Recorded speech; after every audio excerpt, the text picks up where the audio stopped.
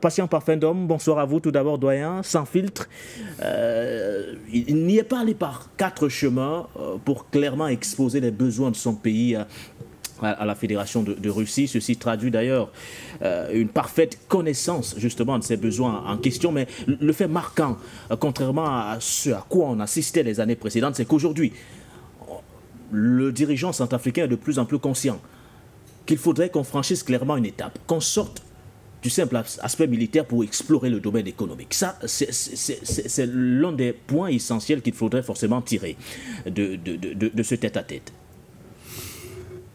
Commençons d'abord par féliciter le président Faustin Archange Touadéra.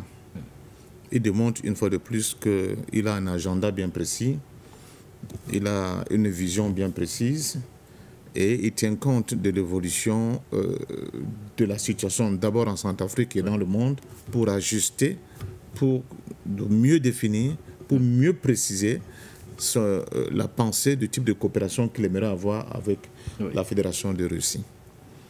Félicitations à lui aussi parce qu'une fois de plus, c'est une victoire qu'il vient d'avoir sur tous les délateurs qui estimaient qu'il n'avait pas, j'allais dire de manière libre, de manière objective et franche, choisir son camp. Mais, il a choisi son camp, mais oui, il conforte tout simplement sa position. Sa position et sa vision d'abord d'un leader qui est indépendant, qui est libre, qui sait où il faut aller pour négocier quoi, qui sait ce dont son peuple a besoin et qu'il faut vers quelle destination il faut s'orienter dans le cadre de renforcement de ce type de coopération. Mais j'ai aussi vu l'atmosphère détendue. Vous aurez à l'entame de cette vidéo l'attitude du président Poutine. Il vient, il est détendu, il est tout heureux. Ça veut dire qu'il reçoit un ami. Ce n'est pas la longue table. C'est même la poignée de main. C'est une poignée de main. Très proches, hein. Quand on on sent qu'il y a vraiment une complicité entre les deux chefs d'État. Et c'est ça qui est très important. Donc, il est très détendu, en rigolant pratiquement. On a l'impression qu'il s'apprête à danser. Voilà. Je reçois un ami, je reçois quelqu'un qui m'est proche, mais je reçois quelqu'un chez qui j'ai pu démontrer aussi la fraternité russe vis-à-vis du peuple africain, en apportant la paix et la quiétude pour les peuples de cette région. Et le président Faustin Archange Touadéra, je pense qu'il a le droit d'insister sur ces points-là, parce qu'il a passé sur notre étape. Vous ne pouvez pas parler de tout ce que le président a parlé là, en termes de projection de développement économique, si vous n'avez pas la sécurité. Maintenant que la sécurité est plus ou moins acquise, on demande tout simplement à la renforcer. Il a dit quelque chose de très important en parlant de l'acquisition d'armes russe d'un niveau très élevé.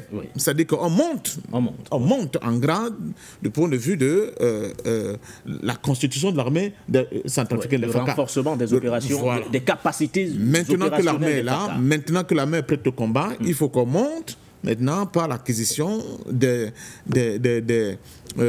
armes qui sont d'un certain niveau parce que l'armée pourra enfin les utiliser, mais aussi peut-être en prendre soin de manière convenable. Donc là, on va dans quelque chose de très important. Mais une fois de plus, on va bien constater que le président, le professeur Faustin Archange Touadéra, il cible les secteurs importants où il estime que l'expertise russe, où il estime que l'apport du financement russe peut être très important. Agriculture, mines, énergie, principalement les 3 aspects, ou du moins les 3 domaines évoqués par le professeur Faustin Archange Touadéra. On reviendra un jour à la fin de la guerre d'Ukraine sur le bilan pour qu'on fasse vraiment une véritable émission, même sur plusieurs heures, sur quels étaient les objectifs des Occidentaux en allant provoquer cette guerre en Ukraine.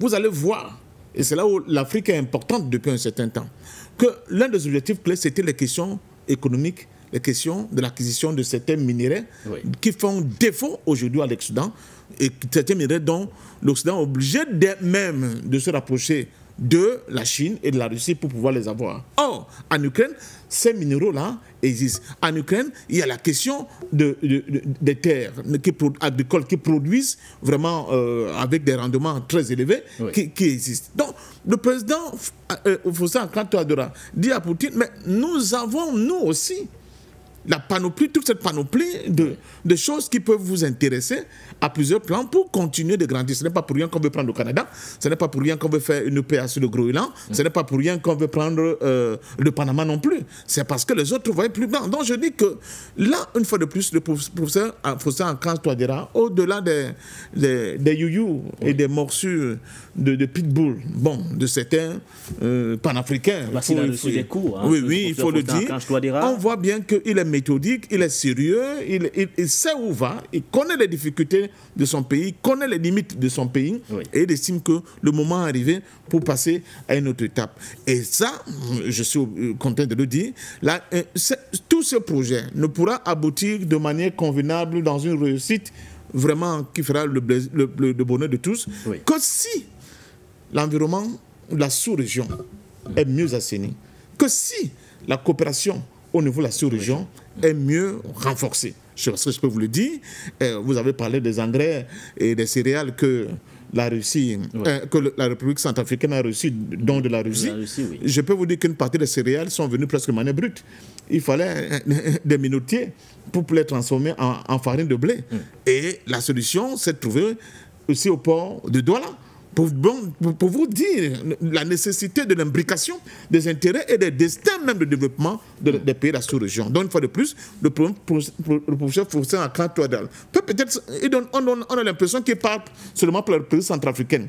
Mais un cercle vertueux à partir de ces orientations, ces objectifs économiques qu'il a bien dessinés et déclinés là, peut se produire et doit se produire et ne va pas seulement profiter à la République centrafricaine, mais à l'ensemble de la sous-région qui verra vraiment ces nouvelles innovations et orientation économique